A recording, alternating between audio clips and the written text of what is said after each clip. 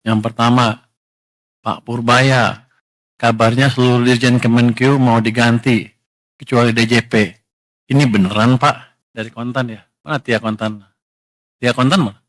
Nggak di sini orangnya. Dari Kontan mana? Tia Kontan mana? Kamu? Oh, kamu dekat dari mana? Hebat juga kamu. Saya belum ngapa-ngapain, dia udah mutusin duluan. Dari Pak Sekjen ya? Tuh Pak Sekjen. Kamu yang bocorin. Gua belum mikir apa-apa udah kayak gitu. Jadi belum ada keputusan apa-apa Mbak.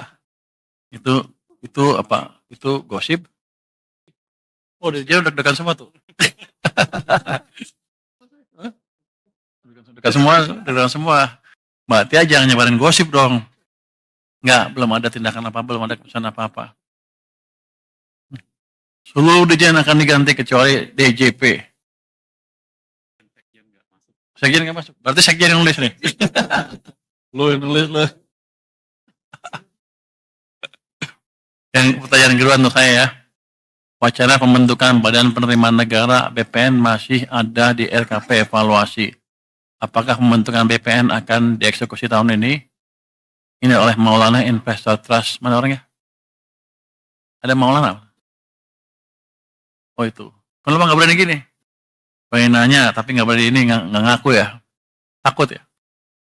Jadi kelihatannya sih, sampai saat sekarang, saya belum memikirkan apakah ada badan penerimaan negara atau belum. Apalagi mengingat orang yang ngurus itu mau pindah bentar lagi.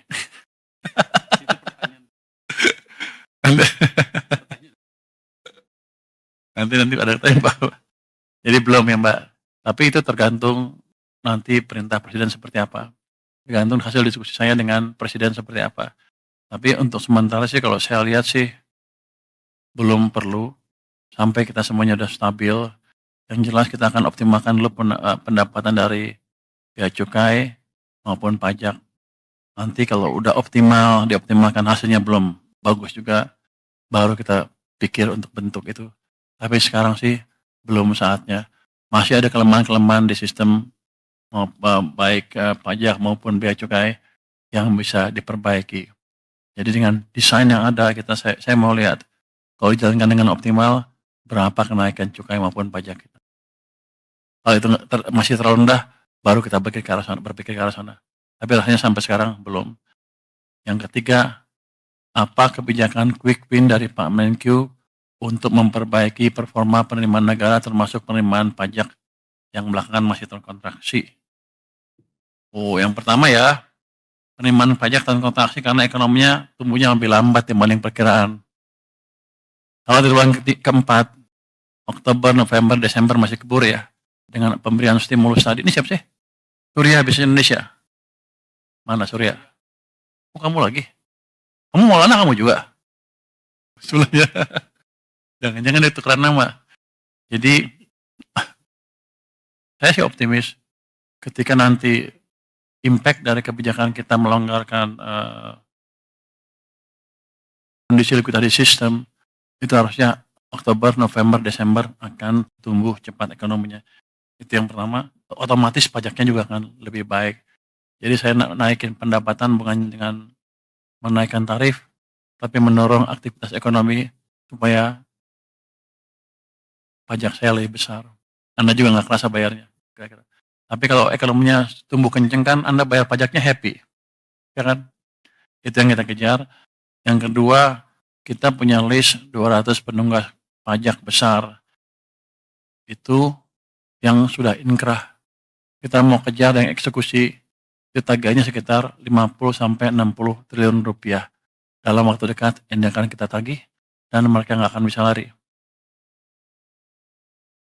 Yang berikutnya, kami juga melakukan penegakan hukum ya untuk serius non-compliance dengan memakai kerjasama dengan Kejaksaan Agung, Polisi, KPK, dan BPATK. Terusnya ada pertukaran data juga dengan Kementerian Lembaga untuk mempermudah kami menarik pajak ya. Kemudian Cortex Tadi saya minta Dirjen Pajak untuk tulis, di sini nggak ada Cortex, kenapa nggak ditulis? Pada dasarnya saya akan lihat Cortex seperti apa. Keterlambatan dari Cortex akan kita perbaiki secepatnya dalam waktu 1 bulan harusnya bisa. Itu IT, problemnya IT. Nanti saya bawa jago-jago IT dari luar yang bisa memperbaiki itu dengan cepat. Terus untuk cukai, kan kemarin saya ngomong tentang cukai rokok itu ya.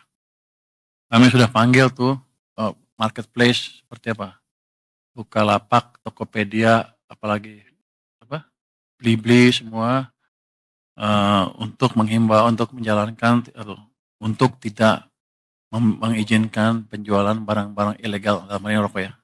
Nanti yang lain juga. Tadinya mintanya by 1 Oktober ya. Tapi saya bilang secepatnya aja. Terus nanti mulai ada, kan udah kedeteksi siapa-siapa yang jual. Kita akan mulai tangkepin. Jadi yang mau jual harus berhenti, jangan jual lagi. Itu saya harapkan bisa mengurangi konsumsi rokok ilegal. Kami juga akan cek ke ini ya, supplier bukan di situ aja, di warung-warung katanya ada juga per toples murah gitu ya. Kita akan cek.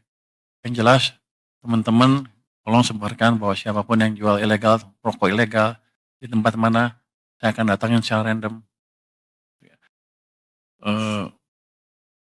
Yang lain lagi adalah itu kan kalau kita import ada jalur hijau ya. Jalur hijau biasanya nggak diperiksa tuh. Nggak tahu rokok ilegalnya masuk lewat situ apa enggak. Tapi saya akan random cek. Walaupun jalur saya akan random cek, nggak ngeganggu jalur cepatan, tapi tercek, terdeteksi kalau ada kecurangan. Mungkin ya dalam waktu dekat kita akan dapat banyak orang di situ tuh.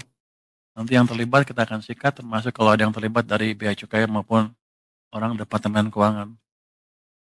Tapi saya harapkan dengan itu nanti 3 bulan ke depan sudah hilang. Karena kan siklus impor kan 3 bulan kira-kira ya. Jadi kita harapkan semuanya mengikuti aturan yang ada dengan benar. Jangan coba-coba mengakai lagi aturan impor yang ada di sini. Itu mungkin short term quick win yang akan kita desain dalam waktu 1 bulan ke depan. Terima kasih. Mungkin dari yang lain, dari Wamen dan lain-lain silakan.